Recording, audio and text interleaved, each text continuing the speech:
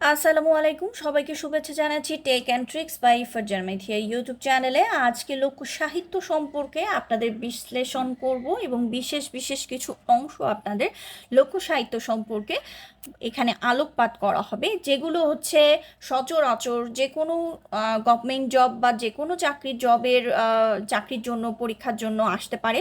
তাই একটু মনোযোগ সহকারে যদি পড়তে পারেন তাহলে এই লোক সাহিত্য থেকে অনেকগুলো প্রশ্ন আপনাদের মনেও থাকবে। বিসিএস হোক আর যে কোনো সরকারি চাকরির পরীক্ষা হোক না কেন, আপনারা খুব সহজে উত্তর করতে পারবেন।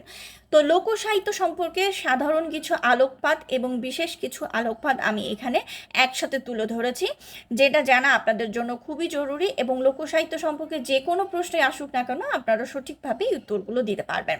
তো আর কথা না বাড়িয়ে আমি একদম মূল পয়েন্টে চলে যাই।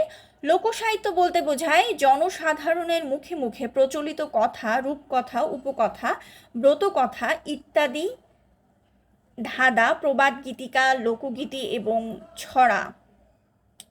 হারামণি হচ্ছে বিখ্যাত প্রাচীন লোকগীতি সংকলন ও এর সম্পাদক ছিলেন মোহাম্মদ মনসুর উদ্দিন।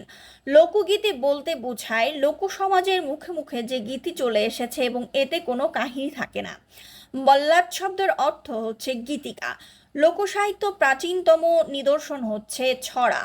গীতিকাকে 3 ভাগে ভাগ করা হয়: নাদ গীতিকা, ময়মনসিংহ গীতিকা ও পূর্ববঙ্গ গীতিকা। এরপর হচ্ছে গীতিকা 3 ভাগে আপনাদের বলেছি অলরেডি। ময়মনসিংহ গীতিকা সংগ্রহ করেন ডক্টর দীনেশ চন্দ্র সেন এবং এটি বিশ্বের 23টি ভাষায় অনুদিত হয়। ময়মনসিংহ গীতিকা শ্রেষ্ঠ পালার মহুয়া পালা, রচয়িতা দ্বিজ কানাই এবং এটি প্রণয় আখ্যান। পূর্ববঙ্গ গীতিকার মধ্যে রয়েছে নিজাম ডাকাতের পালা, কাফন চোরা, কমল সওদাগার। অবক্ষয় যুগ হচ্ছে 1760 থেকে 1860 সাল। অবক্ষয় যুগে যেটির উদ্ভব ঘটে, হিন্দুদের মধ্যে কবিগান ও মুসলমানদের মধ্যে পুঁথি সাহিত্যর উদ্ভব ঘটে। হিন্দু সমাজে কবিগানের রচয়িতাদের বলা হতো কবিওয়ালা। মুসলমানদের সমাজে মিশ্র ভাষারীতি পুঁথি রচয়িতাদের বলা হতো শায়ের।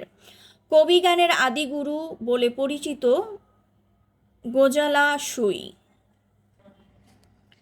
পুঁথি সাহিত্য বলতে বুঝি ইসলামী চেতনার সম্পৃক্ত। দোভাষী পুঁথি বলতে বোঝায় কয়েকটি ভাষা, আরবি ফার্সি শব্দ ব্যবহার করে মিশ্রিত ভাষায় রচিত পুঁথি। বটতলার পুঁথি বলতে বোঝায় দোভাষী বাংলায় রচিত পুঁথি সাহিত্য।